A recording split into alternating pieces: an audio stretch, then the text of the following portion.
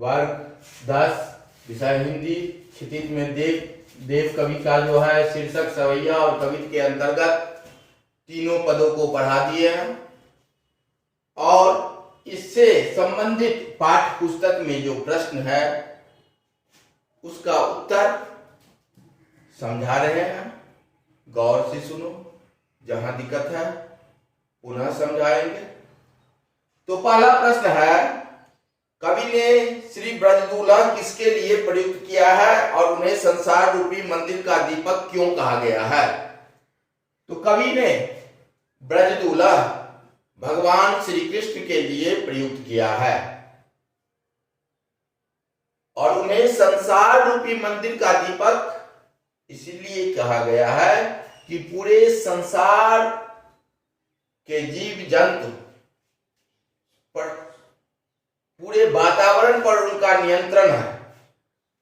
और जिस तरह मंदिर में दीपक जलाने से अंधेरा मिट जाता है, उसी तरह संसार रूपी मंदिर के अंधेरा को भगवान कृष्ण ही मिटाते हैं। इसलिए श्री कृष्ण को संसार रूपी मंदिर का दीपक कहा गया है। तो हो गया, श्री ब्रजदूल्हा किसके लिए प्रयुक्त हुआ है? तो भगवान कृष्ण के लिए प्रयुक्त हुआ है। उन्हें संसार रूपी मंदिर का दीपक क्यों कहा गया है? क्योंकि संसार के अंधेरा को मिटाने वाले वही दीपक है, वही लौ है, वही उन्हीं के प्रकाश से संसार रूपी मंदिर का अंधेरा मिटता है। दूसरा प्रश्न है, पहले सवैये में से उन पंक्तियों को छांट कर लिखे जिसमें अनुप्रास और रूपक अलंकार हो। तो अनुप्रास अलंकार कहते हैं वर्णों की आवृत्ति को, एक ही वर्ण का बार बार प्रयोग होने से अनुप्रास अलंकार होता है। तो इस पद में कटि किंकिनी के दिन की मधुराई यानी क का इसमें बार बार है तो अनुप्रास अलंकार हुआ। सावरे अंग लसे पटपी में प का बार बार आवृत्ति है, अनुप्रास अलंकार हुआ। ये उल से बनमाल सुहाई ह का बार बार हुआ तो अनुप्रास अलंकार का 3 उदाहरण तुम लोगों को समझा रहे हैं। कटि किंकिनी के धुन की मधुराई, सावरे अंग लसई पटपी में प की आवृत्ति, ये उल से बनमाल सुहाई में ह की आवृत्ति है। तो अनुप्रास अलंकार का ये तीनों एग्जाम्पल परीक्षा में अगर पूछे तो लिख देना।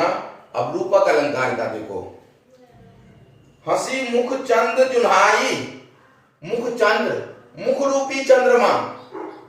रूपक अलंकार कहते हैं उपमेय में उपमान का अभेद आरोप को रूपक अलंकार कहते हैं।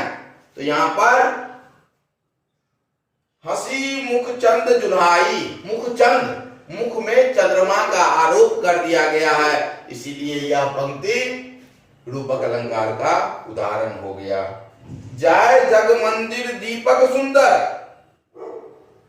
जग रूपी मंदिर के दीपक, जग रूपी मंदिर के दीपक रूपक अलंकार का उदाहरण हो गया। तो ये दूसरा प्रश्न में जो है अनुप्रास और रूपक अलंकार को छांट कर लिखे, यही।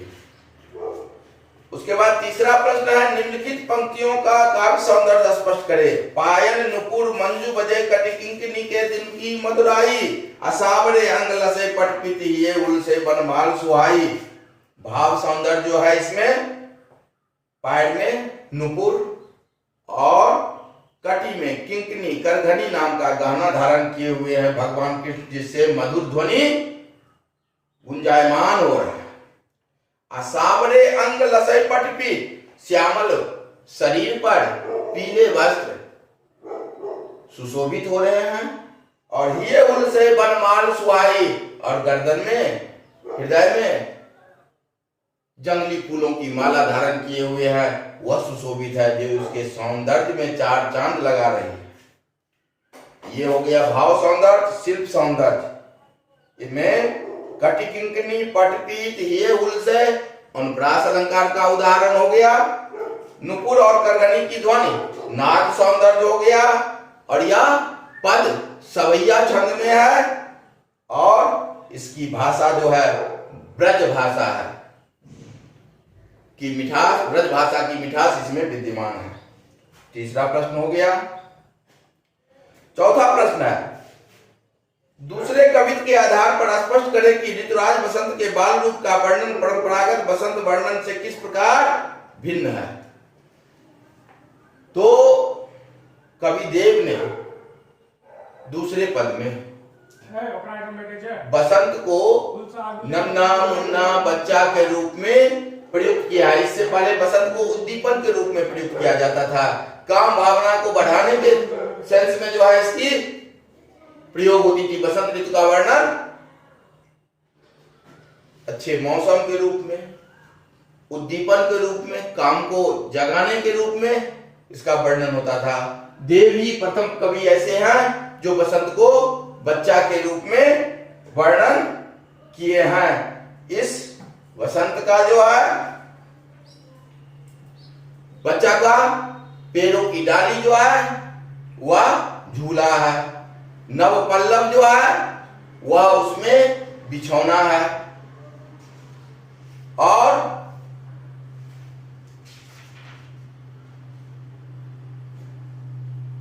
सुमन जो है, फूल जो है वह ढीला ढाला वस्त्र है, वह तन पर सुशोभित हो रहे हैं।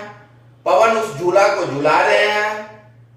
केकी की मोर और तोता उस बसंत रूपी बच्चे से बातें कर रहे हैं। कोकिल हलावे हुलसावे कर तारी दे, कोयल जो है बच्चे को प्रसन्न करने के लिए खिलखिला कर हंसने के लिए ताली बजा रही है। और कंदकली कमल की कली जो है वह फूलों की पराग से रायमोहन की प्रक्रिया कर रही है। और गुलाब की पंखुड़ी जो सुबह सूरज की किरणें पड़ने पर खिलती है तो मानो बच्चे को चुटकी बजा बजा कर जो है जगा रही हो। तो देव कवि बसंत का परंपरागत जो वर्णन किया करते थे लोग या कवि साहित्यकार, उससे हटकर बसंत को बच्चे के रूप में इस प्रकार चित्रित किया।